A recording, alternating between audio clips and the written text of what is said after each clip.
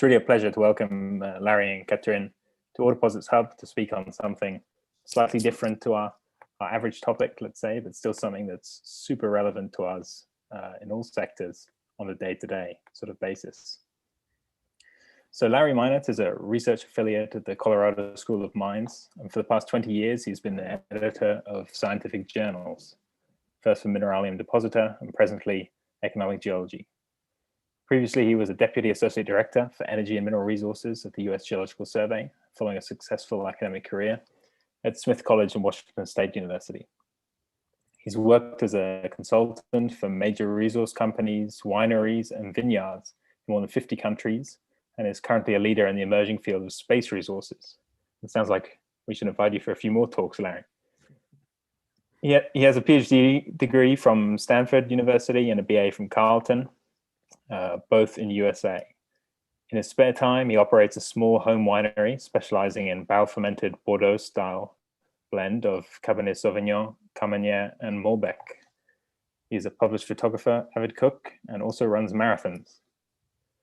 Catherine Chauvel is Directrice de Recherche, CNRS, and works at the Institut de Physique du Globe in Paris. For almost 10 years, she has been editor-in-chief of Chemical Geology and was previously associate editor of Geochemistry, Geophysics, Geosystems. Before moving to Paris a couple of years ago, she worked in Grenoble and Rennes in France and spent a long postdoc in the Geochemistry department of the Max Planck Institute in Mainz, Germany.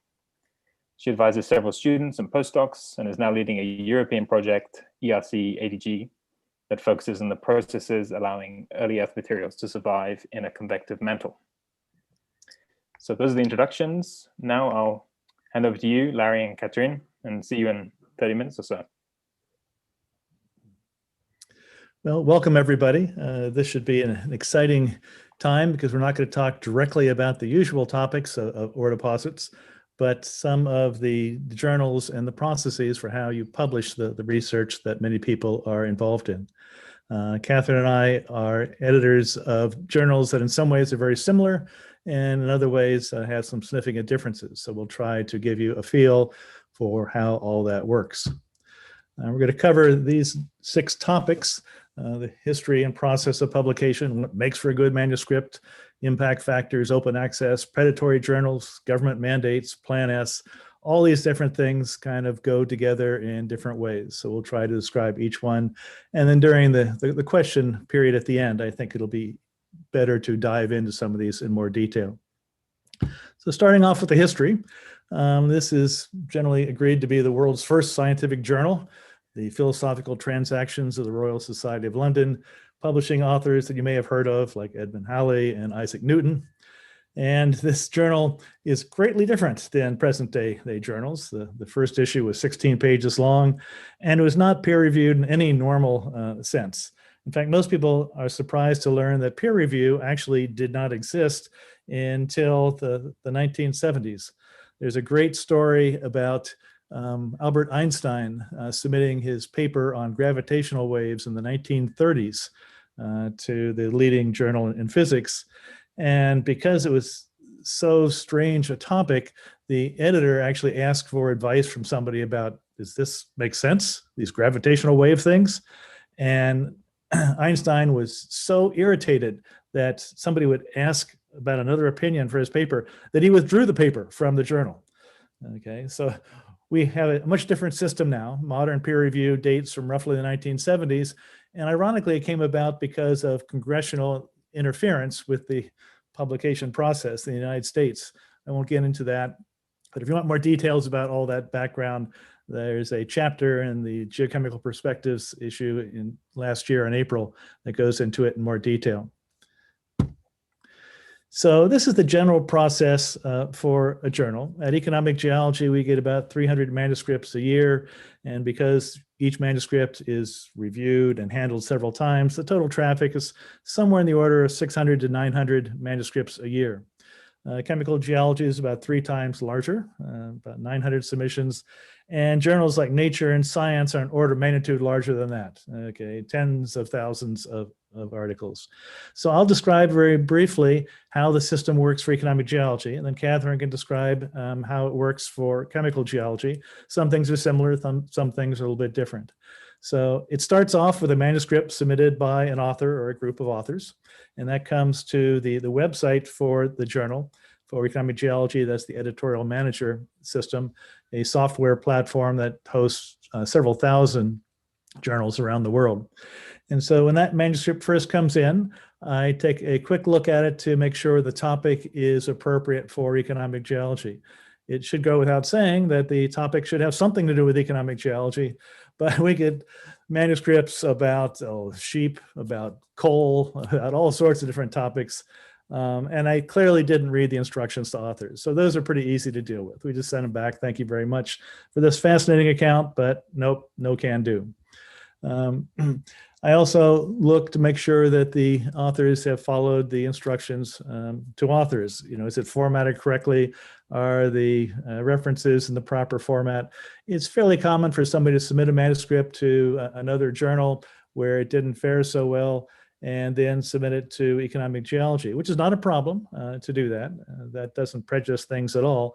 But to not redo the formatting for the journal you're submitting it to is a big red flag. It's like you didn't pay enough attention to what was going on.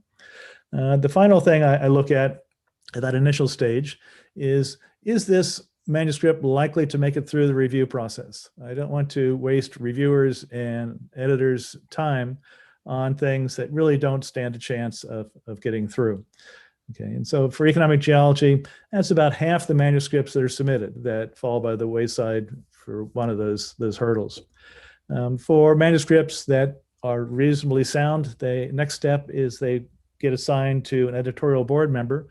For economic geology, we have 30 associate editors around the world that give us both geographic expertise, different subject expertise. And so we try to match a manuscript with an appropriate handling editor. They do the most important job by far, and that is picking reviewers who have appropriate expertise for that manuscript. Okay, all manuscripts receive at least 2 reviews, could be more depending on the subject. And the reviewers send in their comments to the editorial board member, who then looks at all the reviews, looks at the manuscript, and gives advice on what needs to be revised to get this up to publication standard. So that package then comes back to me. I look at the reviews, I look at the recommendations from the editorial board member, who in almost every case is more knowledgeable about the subject matter than I am. There's no way an editor could possibly have expertise in all the different subjects that could be submitted to a journal. And then that results in a letter going back to the author explaining these 10 things need to be attended to. This is either major or minor revision. And then the authors respond to the revisions, it comes back and might go through that entire process again. For economic geology, most manuscripts go through 2 to 3 cycles of that review before they're accepted. People often ask, well, how long does that all take? Well, the current record from initial submission to final acceptance is less than 24 hours. Okay. However, it can take much longer than that. And by far, the biggest delay in that process is the authors making the requested revisions and submitting a new revision. If they do that within days or weeks, then it goes through the process relatively quickly. But if they take 6 months or a year before making those revisions, then obviously the whole process is going to take longer. So that's roughly how it works for economic geology. I'll turn it over to Catherine. She can describe chemical geology. Hi, everybody. Nice to talk to you today. Yes, so I'm working editor for almost 10 years for chemical geology, and the system is actually quite different. This is why it's interesting to compare. The system that Larry explained is in fact the one we can find for the GCA in the geochemical community. So GCA functions the same way as what Larry described. In chemical geology, it doesn't function that way at all. We don't have a single main editor-in-chief. We have 9 editor-in-chiefs. And so what happens is that the authors submit the paper to the editor of their choice.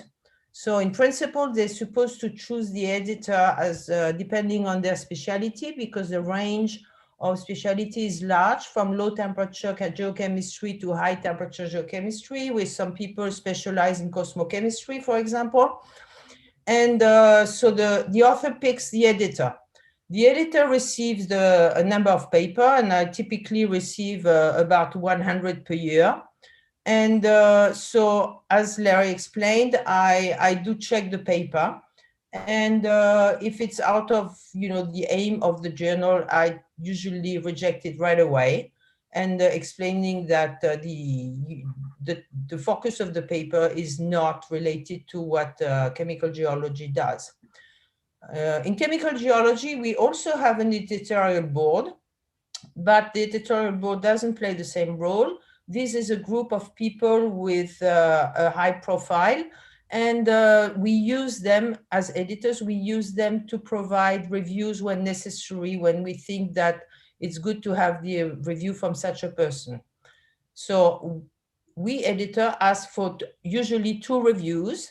And so most of the reviews are not done by the editorial board members. And when the reviews come back, the main editor evaluates the reviews, looks at the paper, and makes a decision. And the decision is sent directly to the author there as well.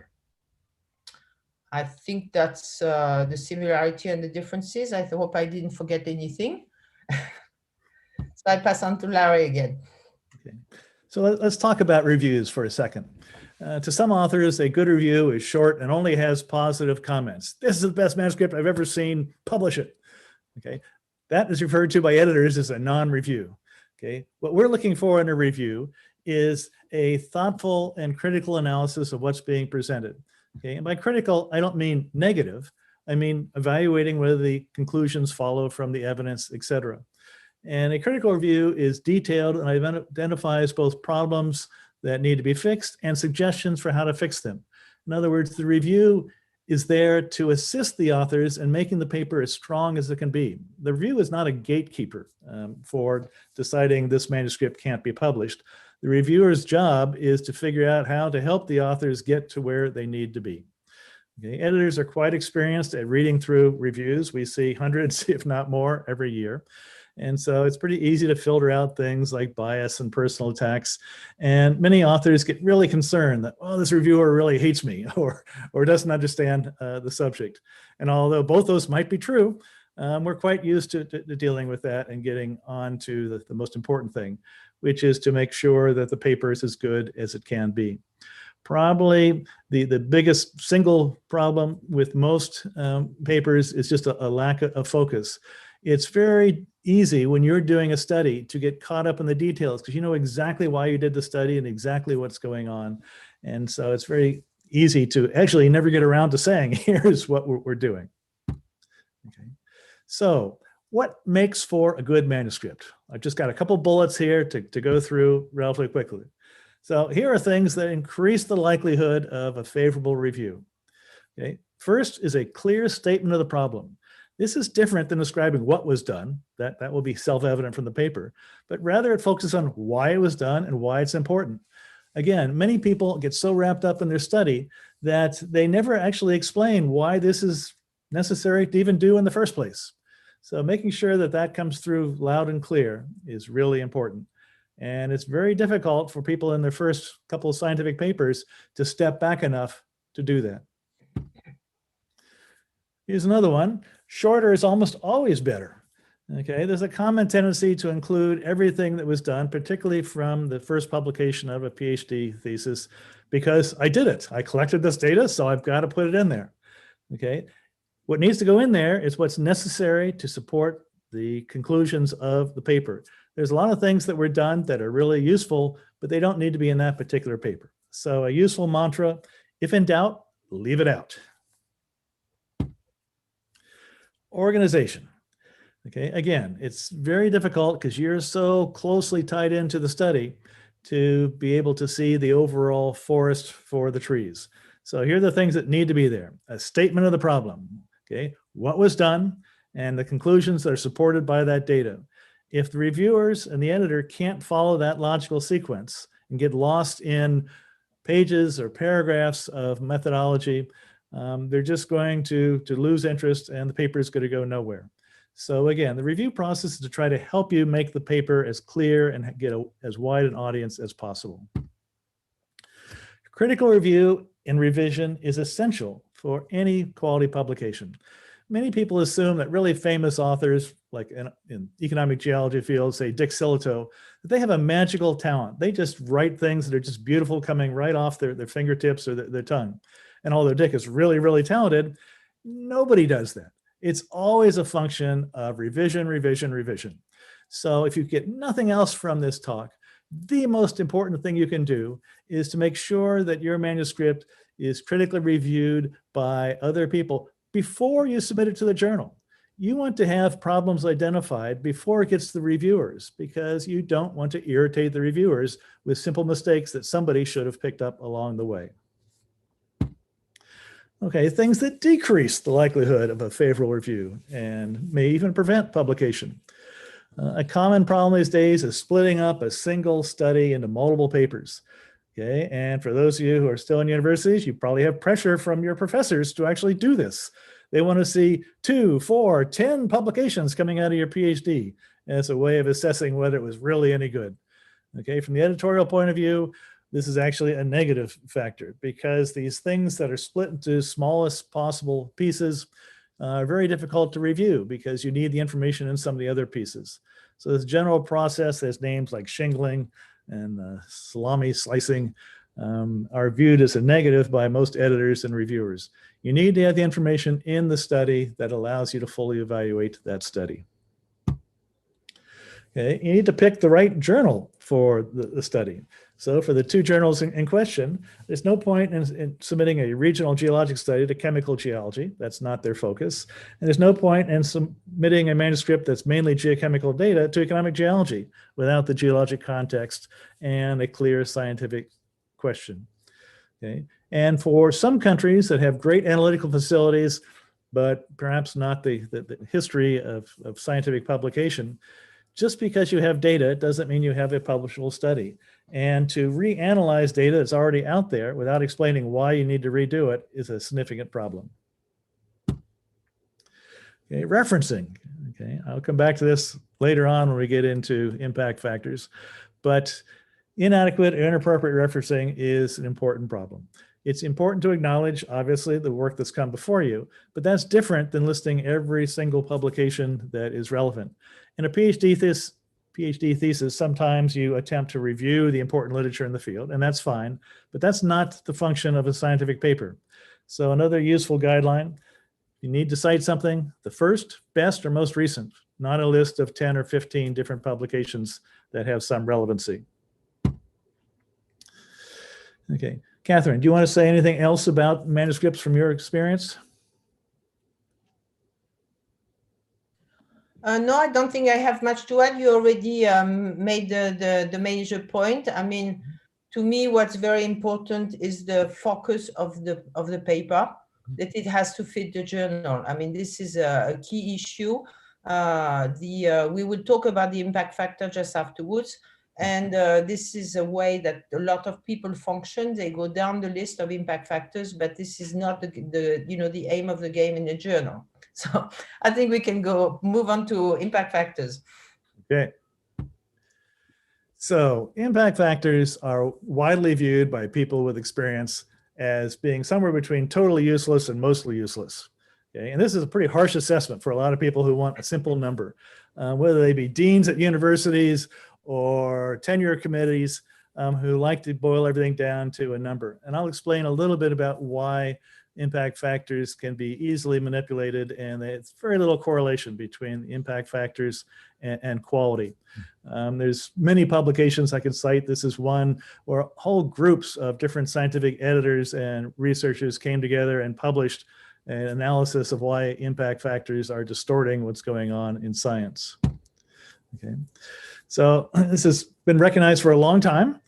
Okay, and it's particularly a problem with journals with a geological focus because of the time frames of geology as a subject and the necessity of things like field work. So let me briefly explain how the typical impact factor works. Okay? It's got a 2-year window between when something is published and any citations of it.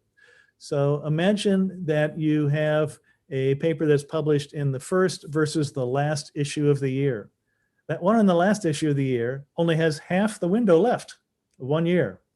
So there you have a huge bias already about impact factors.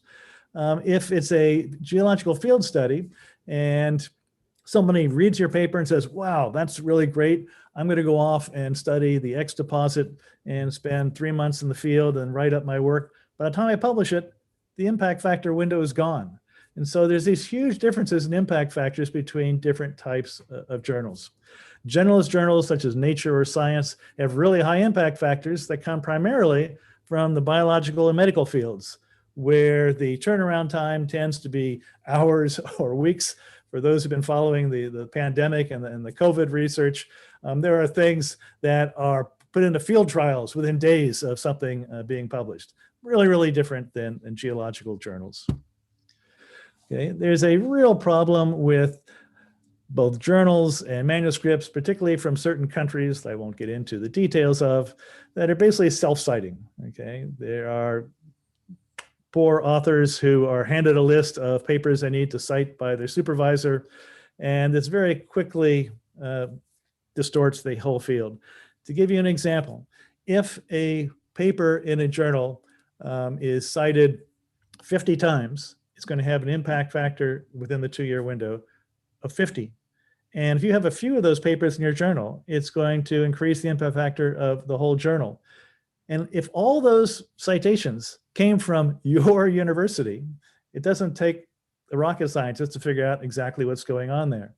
And so you can actually do studies of journals with various impact factors and deconstruct exactly why some are going up and some are going down. So to bring this to a close, when you're choosing a journal, as Catherine said, impact factors should have nothing to do with where you want to publish. Okay? You need to focus on what the journal is like and who the audience is, and where will your study get the most impact, the most consideration from the scientists who are involved. May I add something? Sure. I just realized that the people maybe don't necessarily realize that, in fact, there's so many publications that we all select our own selection of journals to read and look at the table of contents. And so if you publish in something where your community is not, nobody will read it. Will read your paper. So that's why it's also very important. Okay, Larry, you can keep on going. Yeah. And as an example of that, for some people, it's really prestigious to publish in Science or Nature. Ironically, at least within the field of economic geology, that's going to be read by almost nobody in our field. And so it might impress your dean or a tenure committee, but it's going to have almost no impact upon the field itself.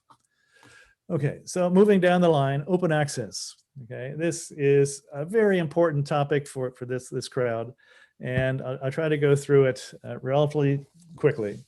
In concept, open access is pretty clear and a great thing. In practice, it's much more complex. Okay, so we have questions of who's actually paying for the publication process. Okay, some cases it's universities, some cases it's libraries, in many cases it's the authors themselves. And so open access is not the same thing as free. In fact, many open access journals are actually more expensive to publish in than what we could call society journals, journals published by the American Chemical Society, Society of Economic Geologists, etc. So deconstructing what open access actually means is really important. Some other people will conflate publication speed with open access. Okay, there's nothing about open access by itself that's either quicker or slower than the normal review process. What is really different is the review process. And many journals, and we'll get into predatory journals in a minute, have either very little review process or in many cases no review whatsoever. Therefore, not surprisingly, they can publish very quickly, in some case hours after you submit the manuscript. And it should be obvious that there was no review if your manuscript is now online hours or days after you submit it. So the understandable desire for every scientist to have their work out there as quickly as possible, and that is fully understandable, should not be made equal to the concept of open access. They're really, really different things. Okay? Again, open access by itself is not necessarily faster, and it doesn't necessarily have a review process that's better or worse. And all these things tend to get conflated in many people's mind, that open access is the equivalent of fast quality review and my publication is out there. And there's also different types of open access that I won't get into, gold, green, hybrid open access, but we'll get back to that with Plan S, which does deal with some of these things. Did you want anything more about open access, Catherine? I don't think so. Not at that stage. No, I don't think so. Okay, going down the slippery slope of open access to predatory journals. And again, in many people's minds, these things are related. So I'll try to separate them out. So what do we mean by a predatory journal? And there's a continuum between whatever you want to think of as the highest quality journal that ever exists and something that is really no quality whatsoever, no review whatsoever. So there's a continuum between those two.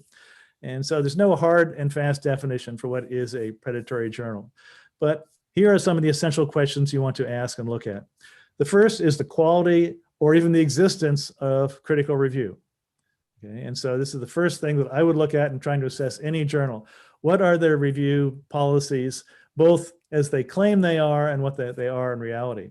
Several of these predatory journals say that they do review, and they do to some extent, even though if the review has to be done within days or a week, you can question about how thorough that review is. And then they send the reviews to the author, but they have no requirement that the author revise anything. So guess what? Nobody does. So even though there's nominally a review process, it in fact doesn't occur. So you can ask, well, who benefits from this? Okay, obviously the authors benefit from any sort of publication, although I would argue that authors can be hurt by publishing in some of these predatory journals where both few people will see it, and two, their reputation is actually going to be tarnished by being associated with them. There are journals that are published by scientific societies, and in general, across all the different disciplines of the world, physics, chemistry, math, things that are published by scientific societies tend to be at the high end of the overall quality spectrum. Okay, and then there are journals that are published by companies, ranging from publishing companies that have been in the business for a long time to companies that exist simply to make a profit. So the question of nonprofit versus for-profit publishers becomes really important, particularly if the business model for the journal is based upon getting dollars per paper. I shouldn't say dollars, euros, money for publishing a paper.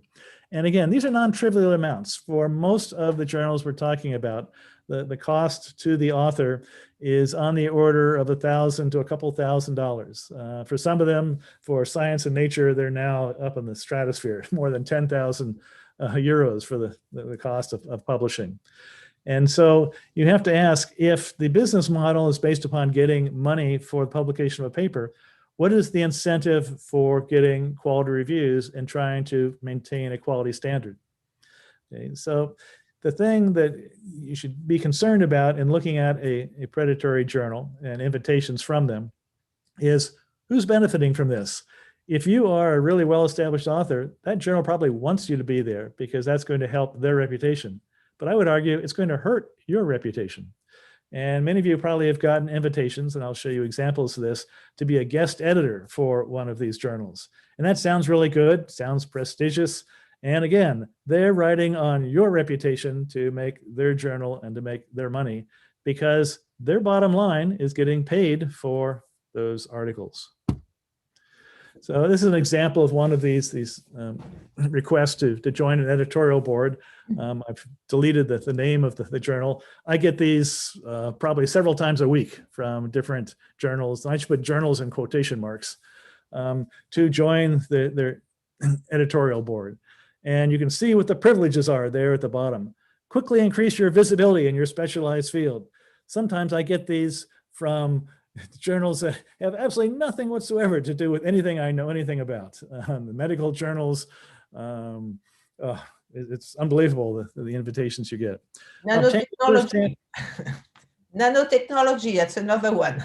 Yes, yes, I get those from nanotechnology or engineering. Some of them are actually quite humorous in the medical field, when they obviously thought when I talked about rocks that I meant gallstones, and there's a journal about the surgery to remove gallstones from people's bodies. Sometimes they'll give you an official certificate. Usually they say a PDF version. I'll show you an example of one of these later on that you can put on your wall. Okay, and then you can have your name and affiliation listed on the website of our journal. Okay, this all sounds really good, and you can go on the web very quickly and find all sorts of journals that are related to our field. I won't name them by name. And you can see who's on the editorial board, and most of them are people you've never heard of, but there's usually a few names you've heard of, and you might ask, well, why are they there? Of course, I ask that question all the time as well. So here's an example of a journal. You look at the website, and it looks like a reasonable journal. I mean, the layout's fine. You know, there's nothing obvious about the name or anything else that would jump out that maybe there might be a problem. And you could click on the various little links down there for the editorial board and publication fees. That's certainly one I would click on right away. But for this particular journal, we actually have an example that Catherine can take you through of how it works. Yeah, so this is an example of what happened to an author. It's not me, but somebody I know well. And so, I mean, you can see the text. It's somebody who submitted a paper in the morning, and the paper actually had no figures because you couldn't upload the figures on the journal. And within about 1 hour, the paper was accepted. The paper was accepted with some, you know, fake reviewers' comment, as you can see on the slide, such as, we went through it, it's very good, and no comment. Okay, so these were the reviews, and now you have to pay. The idea is that you have to pay. And if you pay, then you support, you know, this predatory journal system. Yeah. Keep on So going again, back. going back to this journal, let's just click on one of these things. We'll click on impact factor and find out, well, what is the impact factor of this journal? Well, here it is. Here is a very official looking certificate put out by something called SJIF, which is also a predatory world of people who assign impact factors. Who knows how they came up with it? There it is, 6.45. Wow, that's pretty impressive. That's 1.5 times higher than Geology or several other scientific journals that have quite a bit of impact. So again, we talked about impact factors, and these are even what we call fake impact factors, or not meaningful impact factors that are related to the journals. And for people who are publishing their first scientific paper, if they haven't gotten good guidance from their mentors, they really would have no reason to think that this is different than other journals. So part of our talk is to try to explain there are really big differences, and you need to be careful about what's going on in these fields. Okay, and we'll wrap this up on the last topic, looking at the government mandates, particularly Plan S. And you could probably trace the government mandates back to the US in 2009, the Omnibus Appropriations Act. And this was the first time where the government said that we want all of our funded research to be in some type of open access journals. Okay, it wasn't really described in any great detail and didn't have much of an impact, no pun intended. But the one that followed up on this, Plan S, has had a much bigger impact. So I'll turn that over to Catherine to explain the details of this and what's going on. Yeah, so the Plan S is the plan that has been set up in Europe by a large number of the main European countries, 12 of them. And it is basically the concept is that anybody who gets money from a government agency funding, and it also applies to European money, have to somehow publish their work in an open way. So you have various possibilities, and this is compulsory now since this year. So in fact, there is several ways of doing it. I mean, you could pay the full price of publishing, so for full open access in a normal journal. For example, you can do that in Nature. You can do that in any of the Elsevier journals. You can do the same, for example, in PNAS.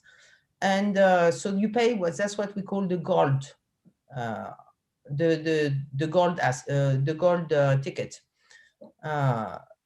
But that costs quite a bit of money, and it comes on top of the subscription for the library for being able to read the books, the journals. So what has been set up is now that it's you have to put your manuscript in some kind of repository, such as archive, and the French government has set up another one, which has a different name. And so the big novelty now in 2021 in France, and it's actually started last year, is that when you are a CNRS employee like me, we are evaluated every year by our peer, and we need to list all our publication. So now we'll only be in the list of publication what you uploaded on the repository. Everything else will not appear in the list because you cannot write them. The list is a pop-up menu that comes from the archive. So people are obliged to do it. It's been somehow a big step. So it raises also, I think, a lot of questions, because in these repositories, you cannot put the final version. You can only put the preprint version that has been accepted. So it's difficult to know whether this version is the last one, whether it corresponds to something that has been peer reviewed completely and accepted, because it's not the final version, the one that is published by the journal. And so to me, this is a bit of a problem. And I think this is a limitation of the system, which makes it open access, which is good. But on the other hand, through a way that is maybe not that good, because you can just put anything on the repository. So I think that's the main point of this Plan S. I don't know if you want to add something, Larry? No, and there's all sorts of, how should we say, lack of clarity about what's actually required, what journals you're allowed to publish in. Most journals, including Economic Geology, have had an open access option. Anybody can have any of their papers open access. It just requires paying an open access fee. And again, the fees are in the same ballpark as completely open access journals. But Plan S, to my understanding, has mandated that you can't publish in journals where everything is not open access. And so that becomes a problem. There's various ways journals are trying to get around this. And it's basically a thing that's still developing. We don't really know how it's going to play out, but we wanted to at least describe what we could about it. And I think we'd be happy to answer any questions about this or any other topics that we've covered, because we've more or less gone through everything that we know anything about. So at this point, we'll be happy to take whatever questions the audience has. Thank you. Excellent. Thanks, Larry and Catherine. And Larry, I don't believe that for a second, having read your introduction. Okay, that was really good. Definitely covered a lot of ground. And the chat box is predictably full of questions. So, from Philip Balouche. I can read the question, so don't worry, guys. So Philip is asking, which advice you give to the PhD students that need to balance the long review speeds and the number of papers they should achieve for their PhD evaluation or applications to funding and so on? This could make people choose other journals like open access or predatory ones. Mm-hmm. So, I think it's a very difficult question.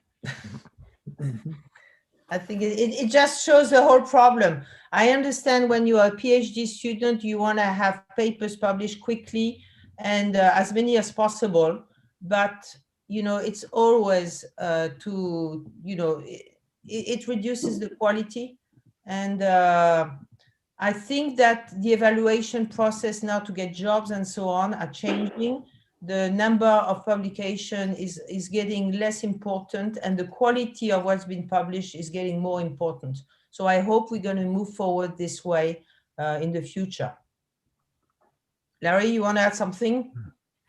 Well, let me just talk about the speed aspect of it, because a lot of people's impressions are what we could call apocryphal. They're based upon somebody's story that, oh, this person submitted this manuscript and it wasn't accepted for a year and a half. Okay. And that is certainly possible with economic geology. And in 99.9% of the cases, it's because the authors did not submit the revised version for 1 year and 4 months. So that, yes, it was a year and a half. Okay. But again, the current record for economic geology is less than 24 hours. Okay. And that was because it was really well written.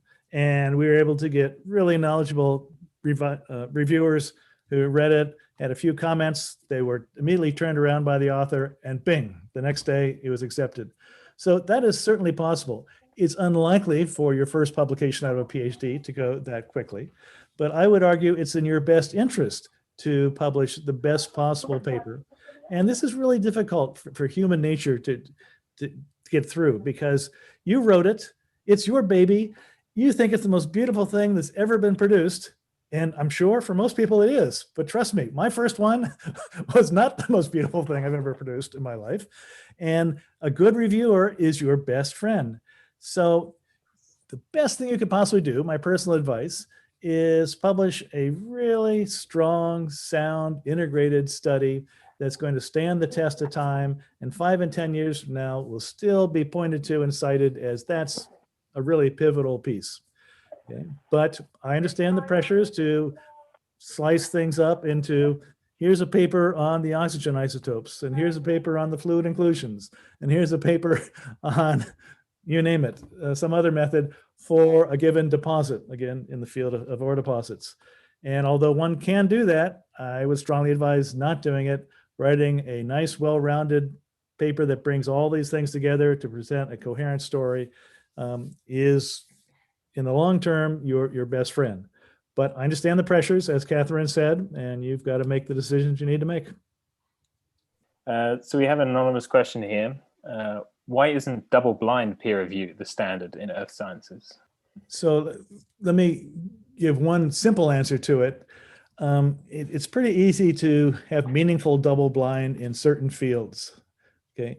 In geology, in particular, to a little bit lesser extent in geochemistry, things are detailed enough that you know exactly who the reviewers are, and the reviewers can know exactly who wrote it, because of, you know, you had to describe the location and how you got there and what hotel you stayed in. I'm joking on the last part, but you really wouldn't accomplish much by being double blind in most geological fields. The other side of that, you can ask, what are we attempting to do with double blind? And that is to get rid of bias.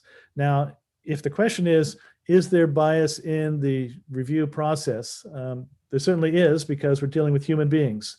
And so how is the best way to remove that bias?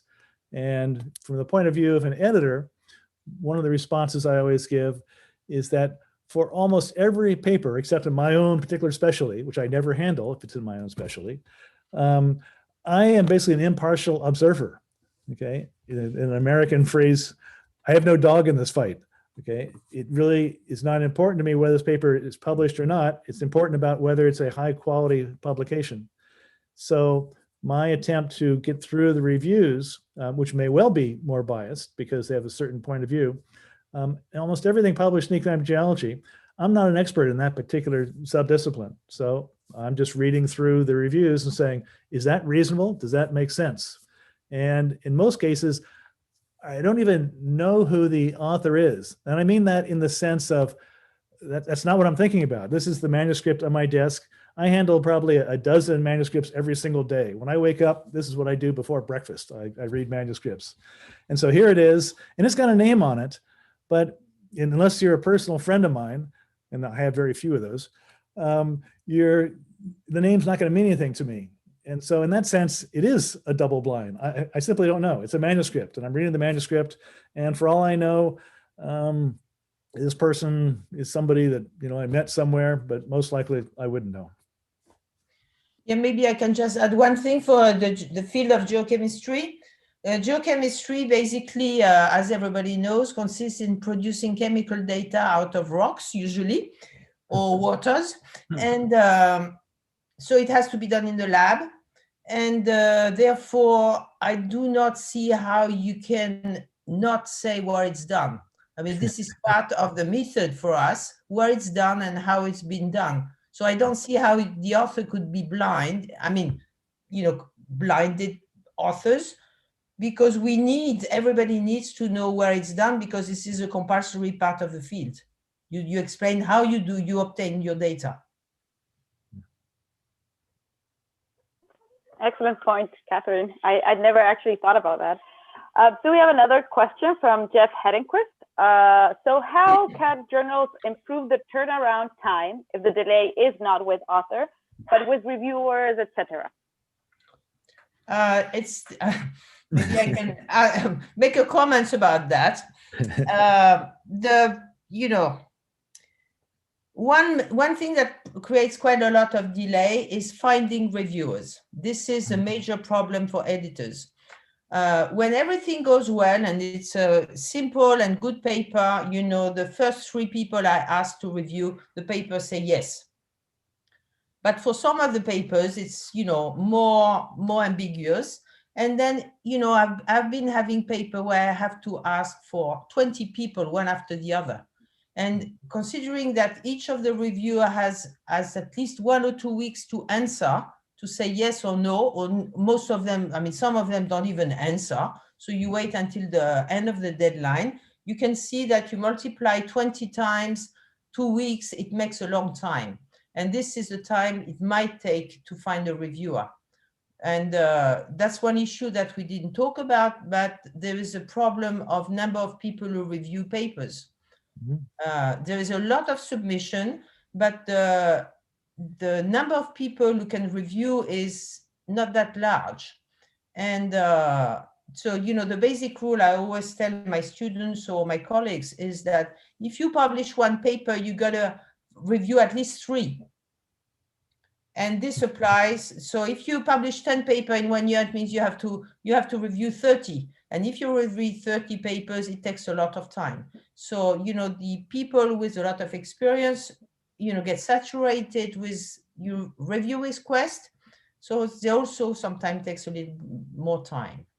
And, you know, most authors cannot be asked to be reviewers because they don't have the experience. So this is a bit of the bottleneck of the system. Yeah, and I agree with everything that Catherine said. Getting good reviews and quality reviewers in a timely manner is by far the most difficult and most important part of the entire process. For the part that I individually have control over, okay, and I think this is an important statement to make, every manuscript that comes in, I get it off my desk, so to speak, onto the associate editor's desk or a decision, if it needs to be before that, within 24 hours. Okay, depends on whether I go to sleep that night, okay, and when the manuscript actually comes in. But it goes through the editor's office, my office, out to an associate editor with instructions to get reviewers within 24 hours. Now, getting those reviewers, as Catherine said, can be really difficult. In particular, and this is where a double blind system might be a little bit useful, because if the author is somebody who's known for producing high quality work, reviewers more likely to take it on. And to go to the other extreme, if it's an author who's known to do really long-winded things that are painful to read, the reviewer is going to go, nah, I can't do that today. And so you're going to have a real difficult time finding good reviewers for it. So in that sense, a double-blind system would accomplish something, but I think the unintended consequence might be that people just will stop reviewing altogether. Yeah, and perhaps even just at the request stage, it would be much easier to make it double blind than it would at the review stage, just an abstract. Yeah. Okay, I've just posted the link to the certificate of attendance in the chat, so anyone who wants to get one of those can click on that link, fill out the very few details in there, and it should be emailed directly to you. If it doesn't work, you can email us afterwards, but that'll only be live for an hour or two after this. So Jan Villarin is a new host at Autoposits Hub, and he's sort of sitting along for this meeting. Jan, have you got a question lined up there? Yes, thank you for the introduction, Tom. So one of the questions I ask is from one of our hosts today, Irene. She asked that for researchers that have to apply for government research funds, what advice can you give when impact factors affect funding applications? Well, I think I would start with a really nice glass of wine. Follow that up with another really nice glass of wine. It's a problem, you know, where either funding agencies or universities, either in terms of their funding or tenure and promotion decisions, are using impact factors. It's just a mistake. They should not do it. But I realize that doesn't help you if that's where you need to go. So I don't have any really deep advice about this, because you're not going to be able to convince anybody who's using impact factors in that way that they shouldn't do it. I mean, it is true, they shouldn't do it, but some people do. And so all I can say is, if you actually have room to make the argument that the impact in this particular journal and the people who follow this field, this is a really important journal within that field. And publishing it in, and you could probably use a straw man in the sense of, if I published it in Nature, which has a much higher impact factor, it wouldn't have nearly the impact, no pun intended, as publishing it in a journal that is related to this topic. That might, because you're taking it out of the personal, might give you a little bit more leverage, but not much. Yeah, I can just add something else, which is that I think the evaluation process is actually changing now. I've been evaluating files for tenure position or this type of thing, and now people are often requested to explain their, for example, their best 5 paper and why they are the best 5 papers, and provide those 5 papers. And it's a way of putting the emphasis on the quality instead of the quantity. And I think this is a good move, and I hope it's going to spread more. All right. Irene, are you still there? Yes, thank you for the answer. And I will sadly have to ask my last question because I have to leave very soon. But here there's a question, anonymous. If I got good findings for an article, but I don't have already published articles as first author yet, it is advisable to select a high impact journal? Well, the first question would be what you mean by a high impact journal. Hopefully you don't mean high impact factor. If you mean the quality of the journal, the perceived quality of the journal, and the audience it's likely to reach, then I would say absolutely, yes, you should aim for the very top. And so I'll give my own biased view here. Economic geology is the top. And so if you're dealing with something having to do with ore deposits, by all means, I would encourage you to submit it to economic geology.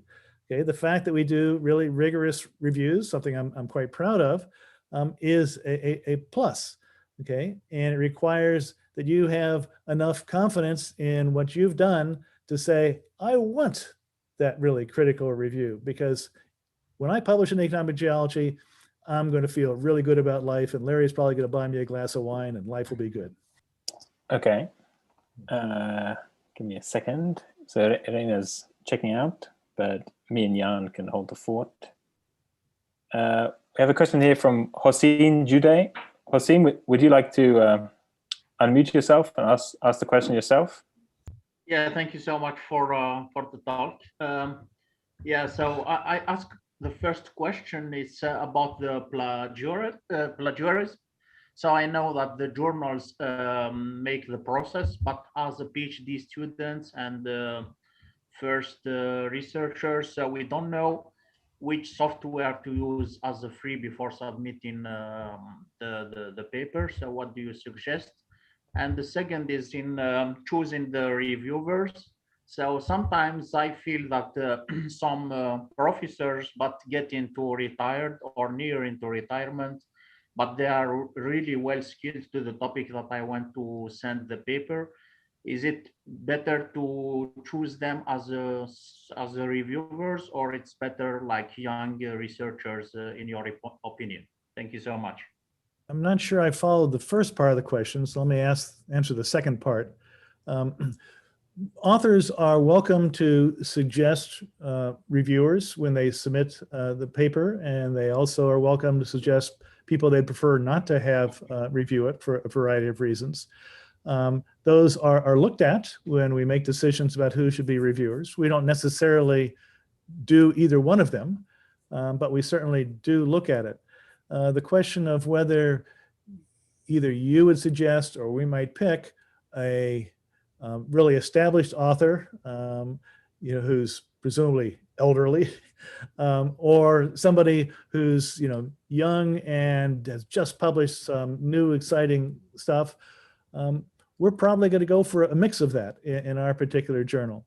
But if we have any bias, it would be to go to young people who are really at the cutting edge of this particular topic, because that's where the new publication should be going. It should be breaking new ground. And we don't publish review papers. Okay, there are journals that publish review papers, and that's a whole different subject.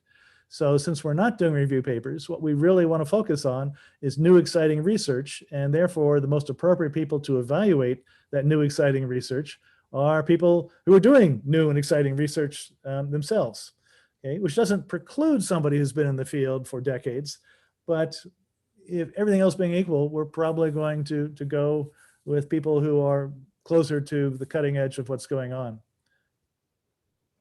Yeah, I can just compliment by saying that usually when I can, I try to have a mix of younger and slightly more senior people as reviewers, to have, on one hand, somebody who will actually, the young people usually work very hard on the review. They provide a lot of detail. They work very, very hard. And but the older people usually provide a review that is more to the core of the field and more general. So it's very complementary. So when I can, get that, I'm very happy. Thank you so much. How about the plagiarism? Yeah, in chemical geology, we have a computer system that checks every manuscript before the editor gets it. So I can see on the chemical geology website some link where it says the percentage of similarity with other published things. So usually when the similarity is roughly about 10% of the paper, it's okay because it's just references and things of that type. But whenever I see more than 30%, I have a warning and I check what it is, because I can see the list of where it comes from. And for example, sometimes I've been rejecting papers for that reason, because there was 40% of the paper that was similar to another paper published by the same people.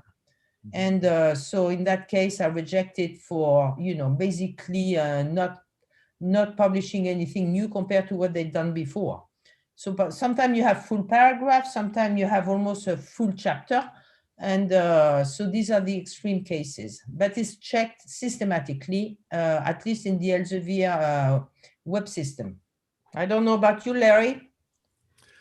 I don't use much of the automated software that does that, but we de facto check it because, again, in the field of economic geology, you're generally describing an ore deposit. And so it's a pretty simple matter to find what else has been published on that deposit. You know, it's got a name. And so most of our reviewers and most of the associate editors will know everything that's been published on that ore deposit. And so it's sort of an auto check, biologically automated auto check by the authors. And for some subjects and some geographic areas, I rely upon people who have particular expertise there, and they can very quickly identify, yes, these people have published, 3 other things on that topic. Now, to get into more detail, they should be citing these other things. And so this is a problem, and this is a fatal problem when it occurs. Okay, to not cite appropriate research that should have been cited, particularly when you're a co-author on those other things that should have been cited, that results in a very stern letter from the editor, me, saying, this is bad, do not do this. Okay, we're getting towards the end of our time slot, maybe a couple more questions. There's a long question in here from Danny. I think it's so specific, your question there about whether or not you should submit your manuscript, Danny, that you're definitely best discussing that with your supervisor or someone you sort of respect at your place. And you can change the world with major elements, no question, but it has to support your conclusion. Okay, the next question, Jan, have you got one there? Yep. So Jeffrey Hedenquist, sorry for butchering your name, asked, is there a possible role for young student reviewers, in addition to the 2 main reviewers, or a reviewer on training wheels, learning the process? To me, basically, I think it's extremely difficult. I'm handling a lot of papers. I don't necessarily know enough young people to send it to so many, so many manuscripts. And as I said, it's already quite difficult to find 2 reviewers. So if I have to find 3, it's going to make things more difficult. On the other hand, I 100% agree that it's very, very useful for the student to learn how to do a review. And I think this is a job of the supervisor to, for example, suggest their name and say that, they're going to show them how you're supposed to do it, and so that they learn the process of reviewing. But to me, the responsibility is more at the supervisor level than it is at the editor, because we don't know the young people. Yes, when I was a university professor, which I am not currently, I would routinely have my students review papers because it's a very important part of the learning process. In fact, for one of the universities I was at, I actually taught a course on how to review papers, where I had them go through manuscripts with the author's permission at the various stages of the process. So they could review a raw manuscript, then they could see what other reviewers had said about the manuscript they just looked at. And usually their response was, oh, wow, I didn't even catch that. And they realized that the other reviewer, based on experience, was able to immediately finger something that needed attention. And then all the way through to the publication part of it. And that's a really, really useful learning exercise. I'm not sure every university wants to really incorporate that in their curriculum, but it is very, very helpful for people's academic progress. Yeah, I agree with you, Larry. It would be great to have classes like that for PhD students. Very good suggestion. Yeah, or just more informal learning like Larry described. I mean, I certainly experienced that. I started getting review requests towards the end of my PhD, and then 1 or 2 every now and again as a postdoc, and I've never had any formal training, only ever receive reviews, and you sort of learn by doing, but we can probably move forward. Okay, so we're coming up on an hour. I think we'll come to Charlie Beard for the last question there. Charlie, you can unmute yourself if you'd like. Hello, thank you, Larry. Thank you, Catherine. Nice talks. So my question here is about the benefit system for reviewers. So obviously something like paying reviewers would introduce all sorts of bias, but it's not part of a lot of people's job descriptions. Can we think of any other sorts of value systems that could be assigned to the reviewing work to incentivize people to do it? It's a very important part of the process. It's a really good question, and it's something that comes up periodically. There's all sorts of logistical problems with paying, but I can throw this out to the audience in terms of their opinion as well. Some journals publish a list of all the reviewers for the year. So that's one level of recognition. Economic Geology does that.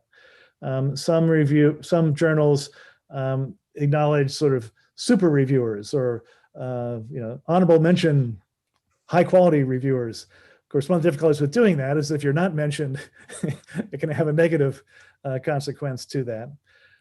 One of the things that I do about all through the publication process, as you probably gathered, I'm rather fond of wine.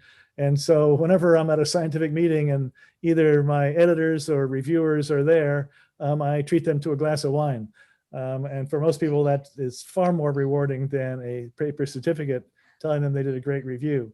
But obviously there's limits to how much I can do that. So that's not a universal solution. But you've identified a problem. We rely upon sort of a volunteer honor system for the reviews. And most people who do good reviews also will acknowledge that they get something out of the review process themselves. This is part of how they remain fresh and they learn about things. But there's only so many hours in the day. And if you are well known in a particular field, you're going to get lots of requests for reviews. So it's a significant problem, and I don't know of a simple answer to it. So if anybody has great answers to it, feel free to email me or Catherine and say, try this. Yeah, I agree. Thanks, Larry. Yeah, unless you have anything final to say, Larry and Catherine, then we'll end it here. Jan, maybe you better take over. Oh, okay.